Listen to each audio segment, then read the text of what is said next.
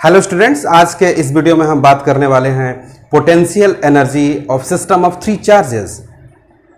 अगर आज का वीडियो आप समझना चाहते हैं तो इसी प्लेलिस्ट का इससे पहले वाला वीडियो जिसमें मैंने दो चार्जेस के सिस्टम की पोटेंशियल एनर्जी बताई है उसे ज़रूर देखें। तो चलिए, मान लीजिए कि आपके पास कहीं पर कोई तीन चार्जेस फिक्स लोकेशन में रखे गए हैं। वैसे मान लीजिए Q1 चार्ज जिसकी लोकेशन फिक्स है कि ये कहाँ पर है। किसी ओरिजिन के रेस्पेक्ट में अगर ये चार्ज R1 पोजीशन में हो, किसी ओरिजिन के रेस्पेक्ट में दूसरा चार्ज अगर R2 की पोजीशन में हो, और तीसरा चार्ज आप कहीं पर भी ले सकते हैं, तीसरा चार्ज Q3 वो उसी फिक्स्ड ओरिजिन के रेस्पेक्ट में अगर R3 की पोजीशन में हो, तो इन तीनों चार्जेस की पोटेंशियल एनर्जी कितनी होगी? इन तीनों चार्जेस की पोटेंशियल एनर्जी किस बात पर डिपेंड करती है? केवल एक बात पर डिपेंड करती है कि ये तीनों चार्जेस अगर इनफाइनाइट पर आप मान लो, तो तीनों चार्जेस को इनफाइनाइट से ला करके इन पर्टिकुलर पोजीशंस में रखने में आपने कितना वर्क किया है। That work will be stored in the form of potential energy inside the system of these three charges.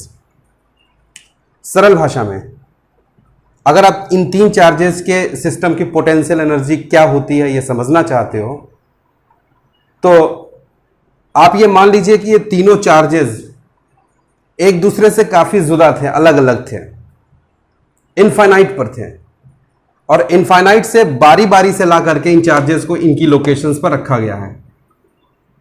और इस पूरे प्रोसेस में आपने जितना वर्क किया है, that work is called potential energy of system of these three charges. तो अगर आप इन तीन चार्जेस के सिस्टम की पोटेंशियल एनर्जी कैलकुलेट करना चाहते हैं, तो सबसे पहले आप मान लीजिए कि ये तीनों चार्जेस इनफाइनाइट पर थे। ये तीनों चार्जेस इनफाइनाइट पर थे, ऐसा मानिए। उसके बाद बारी बारी से इन चार्जेस को लाइए। इनफाइनाइट से पहले चार्ज को इस पोजीशन में लाइए, R1 पोजीशन में। क्या वर्क करना पड़ेगा? Work done in bringing Q1 charge from infinite two point R1। Q1 को इनफाइनाइट से इस पॉइंट यानी कि R1 पॉइंट तक लाने में क्या वर्क करना पड़ा? वो वर्क हो जाएगा आपका 0। सबसे पहले पहला चार्ज ला रहा हूं, और ये वर्क 0 क्यों होगा? क्योंकि सिंपल सी बात है कि आपको इस चार्ज को इनफाइनाइट से इस पॉइंट तक लाने में कोई वर्क नहीं करना पड़ेगा, क्योंकि आप फोर्स लगा करके नहीं ला रहे हैं। आप फोर्स लगा करके चार्ज को तब ला रहे होते हैं जब पहले से ही कोई चार्ज हो, पहले से चार्ज सीन में मौजूद हो, और तब आप दूसरा चार्ज अगर लाओगे तो आप फोर्स लगा के लाओगे। तो वर्क डन आपका 0 हो जाएगा पहले चार्ज को लाने में। अब दूसरे चार्ज को लाने में क्या वर्क करना पड़ रहा है उसे कैलकुलेट करिए। इनफाइनाइट से दूसरे चार्ज को ला रहे हैं पॉइंट R2 तक। इस पॉइंट का नाम R2 है क्योंकि इसका पोजीशन वेक्टर R2 से डिनोटेड है। तो work done in bringing second charge Q2 from infinite to R2। तो सेकेंड चार्ज को लाने में क्या वर्क करना पड़ा? वर्क हमेशा होता है चार्ज, जितने का आप चार्ज ला रहे हो that charge is multiplied by जिस पॉइंट पर ला रहे हो उस पॉइंट पर पोटेंशियल कितना है। तो अब पॉइंट R2 पर पोटेंशियल होगा, और वो पोटेंशियल कौन दे रहा होगा? पहले से चार्ज जो आकर के बैठा होगा वो चार्ज इस पॉइंट पर पोटेंशियल दे रहा होगा। तो मान लीजिए इस पॉइंट पर पोटेंशियल है VR2, and make sure this is the potential given by charge Q1 at the point R2। This is the point R2। तो चलिए W इनफाइनाइट R2 कैलकुलेट करिए। Q2 is multiplied by VR2। VR2 मतलब potential at point R2 due to charge Q1। तो वो potential आपका हो जाएगा 1/4πε0। कौन दे रहा है? चार्ज Q1 दे रहा है, बाई कितनी डिस्टेंस पर?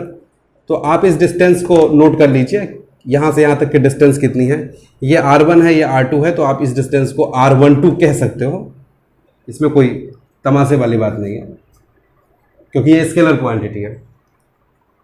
तो Q2 चार्ज को लाने में इतना वर्क करना पड़ा और Q1 चार्ज को लाने में 0 वर्क करना पड़ा। तो अभी तक दो चार्जेस को हम लोग ला चुके हैं। अब नंबर है तीसरे चार्ज का। तीसरे चार्जेस को भी आप लाइए इनफाइनाइट से इस पॉइंट तक और चेक करिए कितना वर्क करना पड़ रहा है। तो W इनफाइनाइट R3, इसका मतलब ये होता है कि इनफाइनाइट से R3 पॉइंट पर चार्ज लाया गया है और R3 पॉइंट पर कौन सा चार्ज लाया गया है? Q3 charge. तो कितना वर्क करना पड़ेगा? तो वर्क इज इक्वल टू होता है हमेशा जितने का चार्ज ला रहे हो that charge is multiplied by जिस पॉइंट पर चार्ज ला रहे हो उस पॉइंट पर पोटेंशियल कितना है। तो इस पॉइंट पर पोटेंशियल यानी R3 पॉइंट पर पोटेंशियल एट R3 या W इनफाइनाइट R3 हो जाएगा आपका Q3। अब एक बात गौर करने वाली है कि इस पॉइंट पर पोटेंशियल कौन कौन देगा? R3 पॉइंट पर पोटेंशियल कौन कौन देगा? तो इसका जवाब है कि जो चार्जेस ऑलरेडी आ चुके हैं, Q1 और Q2 चार्जेस ऑलरेडी सिनेरियो में आ चुके हैं, तो ये दोनों चार्जेस इस पॉइंट पर पोटेंशियल देंगे। तो चलिए Q1 चार्ज कितना पोटेंशियल देगा वो कैलकुलेट करिए, Q2 चार्ज इस पॉइंट पर कितना पोटेंशियल देगा वो कैलकुलेट करिए। तो इस पॉइंट पर पोटेंशियल होगा potential due to Q1 charge plus potential due to Q2 charge, दोनों ही चार्जेस पोटेंशियल देंगे। आप चाहें तो इतने का स्क्रीनशॉट ले लीजिए।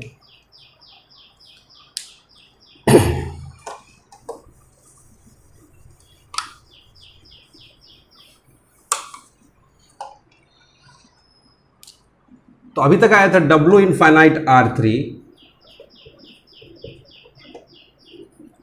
Charge is multiplied by potential at R3, this is the point R3, यहीं पे चार्ज Q3 लाया गया था।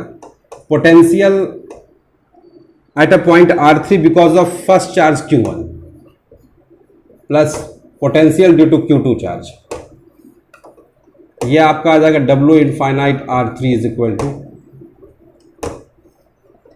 Potential at this point due to Q1 charge.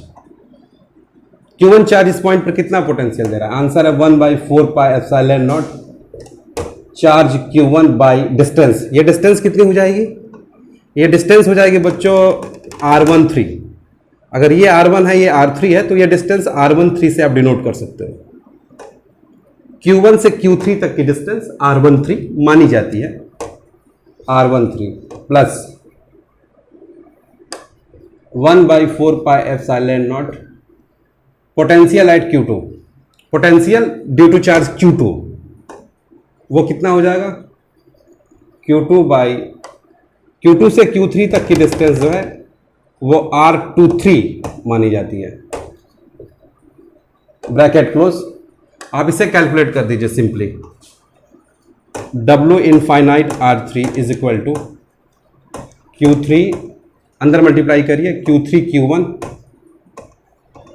Upon R13 plus Q3 से इसमें मल्टीप्लाई करिए, Q2 Q3 अपॉन R23 और bracket के बाहर 1/4 पाई एप्सिलॉन नॉट ले लीजिए। ये 1/4 पाई एप्सिलॉन नॉट कॉमन है, हमने Q3 से अंदर मल्टीप्लाई किया है दोनों ही टर्म्स में, ये आ गया। अब सवाल ये उठता है कि सारे ही चार्जेस को असेंबल्ड करने में कितना वर्क करना पड़ा। ये तो केवल थर्ड चार्ज को लाने में किया गया वर्क है इनफाइनाइट से पॉइंट R3 पर। अब सारे ही चार्जेस को असेंबल्ड करने में, एक जगह लाने में कितना वर्क करना पड़ा, तो वो वर्क कैलकुलेट करने के लिए आप सारे वर्क्स को जोड़ दीजिए। नेटवर्क अभी तक आपने किया है W नेट, अभी तक टोटल कितना वर्क हुआ है? W infinite R1 plus W infinite R2 plus W infinite R3, तो नेटवर्क करना पड़ा। ये फर्स्ट वर्क याद करिए 0 मिला था, पहले ही चार्ज को लाने में कोई वर्क नहीं करना पड़ा था, वो 0 मिला था। और सेकेंड चार्ज को लाने में इतना वर्क करना पड़ा था 1/4 pi epsilon naught Q1 Q2 upon R12 plus third charge को लाने में अभी अभी हम लोगों ने वर्क किया है 1/4 पाई एप्सिलॉन नॉट ब्रैकेट में Q1 Q3 upon R13 plus Q2 Q3 upon R23, ये मिला था अभी वर्क। तो आप टोटल वर्क्स ऐड कर दोगे तो इतना ही मिल रहा है। मैं क्लियर कर दूं टोटल वर्क कितना मिल रहा है। आप बस जरा सा 1/4 पाई एप्सिलॉन नॉट कॉमन ले लीजिएगा, आपका ब्रैकेट के अंदर आ जाएगा Q1 Q2 upon R12 plus Q1 Q3 upon R13 plus Q2 Q3 upon R23। तो ये वो वर्क है जो तीन चार्जेस को उनकी पार्टिकुलर लोकेशन में रखने में आपको करना पड़ता है, and that work becomes the potential energy of the three charges. और ऐसे ही कितने भी नंबर ऑफ चार्जेस हो, you can calculate the potential energy. Step सिर्फ यही है, चाहे जितने भी चार्जेस हो उन सारे चार्जेस को आप पहले इनफाइनाइट पर मान लेना, और इनफाइनाइट से बारी बारी से उन चार्जेस को लाइएगा, और जिस जगह पर वे सिचुएटेड हैं वहीं लाकर रखना होगा, और आप बारी बारी से सारे चार्जेस को लाइएगा, टोटल वर्क कैलकुलेट कर लीजिएगा, और जो टोटल वर्क आपने किया है वही टोटल वर्क उन चार्जेस के सिस्टम की पोटेंशियल एनर्जी बन जाएगी। अब हम लोग दो चार्जेस के सिस्टम की पोटेंशियल एनर्जी कैलकुलेट करेंगे जब कोई बाहर से इलेक्ट्रिक फील्ड लगाओ। अभी तक के सीन में कोई एक्सटर्नल इलेक्ट्रिक फील्ड हम लोगों ने नहीं लगाया था, सीधे सीधे दो चार्जेस या तीन चार्जेस को किसी स्पेस में रखते थे और उसकी पोटेंशियल एनर्जी निकाल रहे होते हैं। बट अब हम लोग कोई एक्सटर्नल इलेक्ट्रिक फील्ड कंसिडर कर लेते हैं, और इस एक्सटर्नल इलेक्ट्रिक फील्ड के अंदर में अगर दो चार्जेस हों किसी पर्टिकुलर लोकेशन में, जैसे पहला चार्ज Q1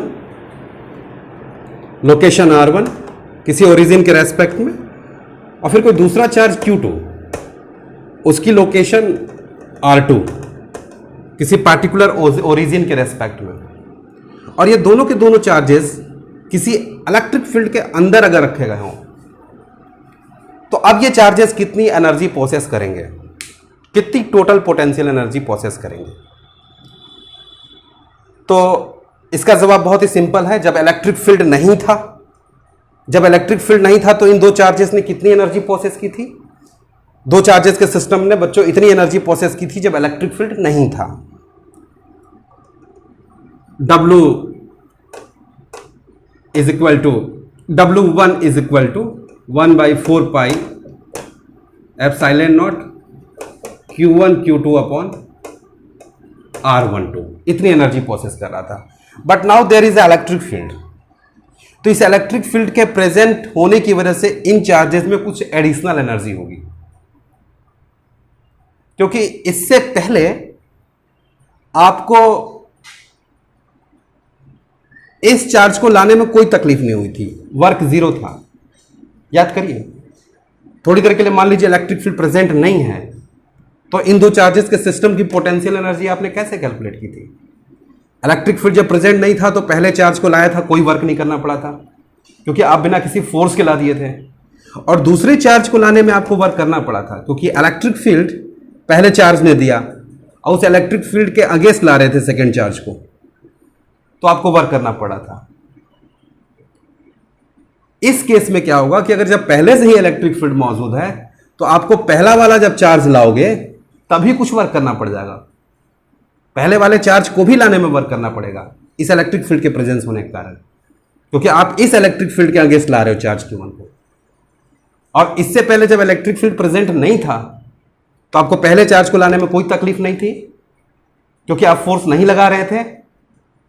बट जब इलेक्ट्रिक फील्ड प्रेजेंट है ऑलरेडी, अब आप पहले चार्ज को लाने की कोशिश करोगे तो यह इलेक्ट्रिक फील्ड इस चार्ज को धकिया रहा होगा, और उस धकियाहट फोर्स के अगेंस्ट आप फोर्स लगा करके ला रहे हो, that means you are doing work now.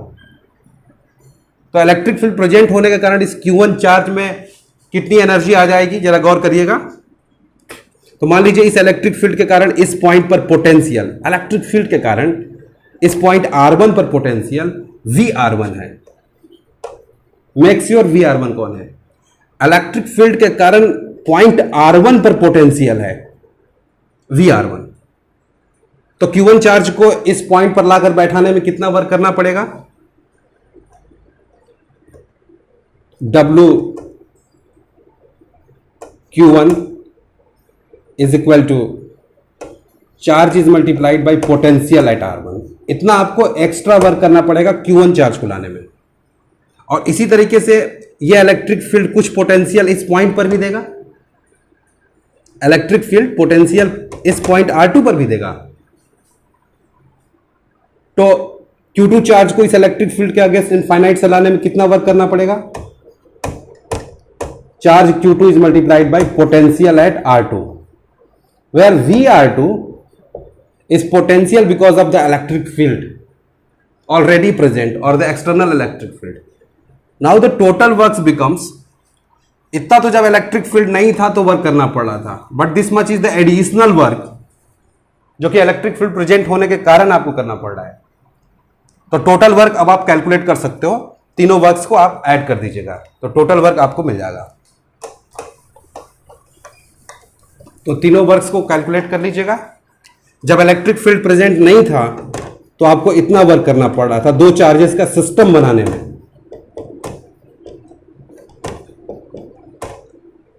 लेकिन जब इलेक्ट्रिक फील्ड प्रेजेंट है तो आपको इतना एक्स्ट्रा वर्क करना पड़ रहा है। जहां VR1 पोटेंशियल है इलेक्ट्रिक फील्ड के कारण, जो बाहर से इलेक्ट्रिक फील्ड लगाया गया है पॉइंट R1 पर, और VR2 पोटेंशियल है पॉइंट R2 पर एक्सटर्नल इलेक्ट्रिक फील्ड के कारण।